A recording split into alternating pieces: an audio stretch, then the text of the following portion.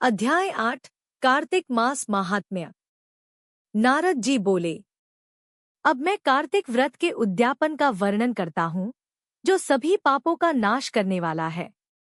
व्रत का पालन करने वाला मनुष्य कार्तिक शुक्ला चतुर्दशी को व्रत की पूर्ति और भगवान विष्णु की प्रीति हेतु उद्यापन करे। तुलसी के चारों ओर एक सुंदर मंडप बनवाए, जिसे केले के खंभों से जोड़कर और विभिन्न धातुओं से अलंकृत करें। मंडप के चारों ओर दीपकों की सुंदर श्रेणी सजाए। मंडप में 4 सुंदर बंधनवारों से सजित दरवाजे बनवाए, जिन्हें फूलों और चंवर से सुसज्जित करें। प्रत्येक दरवाजे पर मिट्टी के द्वारपाल स्थापित करें, जिनके नाम हैं जय, विजय, चंड, प्रचंड, नंद, सुनंद, कुमुद और कुमुदाक्ष। इन्हें भक्तिपूर्वक पूजें। तुलसी की जड़ के समीप 4 रंगों से सुशोभित सर्वतोभद्र मंडल बनाएं और उसके ऊपर पूर्णपत्र तथा पंचरत्न से संयुक्त कलश रखें। कलश पर शंख, चक्र, गदा और भगवान विष्णु की मूर्ति पूजनीय है। उद्यापन के दिन भक्तिपूर्वक उपवास रखें और रात्रि में गीत, वाद्य और कीर्तन के साथ जागरण करें।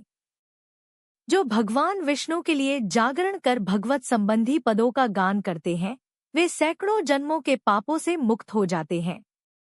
भगवान के निमित्त जागरण कर रात्रि भर कीर्तन करने वाले को असंख्य गोदान का फल प्राप्त होता है।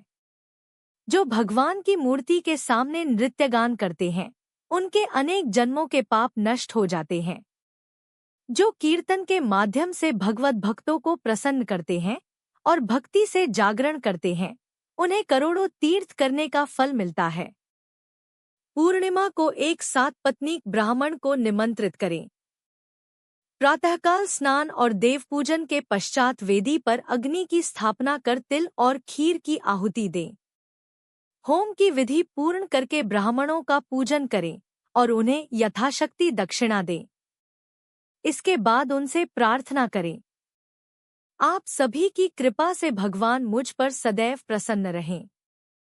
इस व्रत से मेरे 7 जन्मों के पाप नष्ट हों और मेरी संतान चिरंजीवी हो। इस पूजा से मेरी सभी मनोकामनाएं पूर्ण हों और मृत्यु के पश्चात मुझे दुर्लभ विष्णुलोक की प्राप्ति हो। पूजा की सभी वस्तुओं के साथ गाय भी ब्राह्मण को दान करें, फिर घरवालों और मित्रों के साथ भोजन करें। भगवान द्वादशी तिथि को शयन से उठे, त्रयोदशी को देवताओं से मिले और चतुर्दशी को सबने उनका दर्शन और पूजन किया। अतः इस तिथि में विशेष पूजन करना चाहिए। गुरु की आज्ञा से भगवान विष्णु की सुवर्णमयी मूर्ति का पूजन करें। पूर्णिमा को पुष्कर तीर्थ की यात्रा श्रेष्ठ मानी जाती है। कार्तिक मास में इस विधि का पालन करने वाले धन्य और पूजनीय हैं। जो श्रद्धापूर्वक कार्तिक के उद्यापन का महात्म्य सुनते या सुनाते हैं, वे भगवान विष्णु का सायुज्य प्राप्त करते हैं। इस व्रत के पालन से शरीर के सभी पाप नष्ट हो जाते हैं और उत्तम फल की प्राप्ति होती है।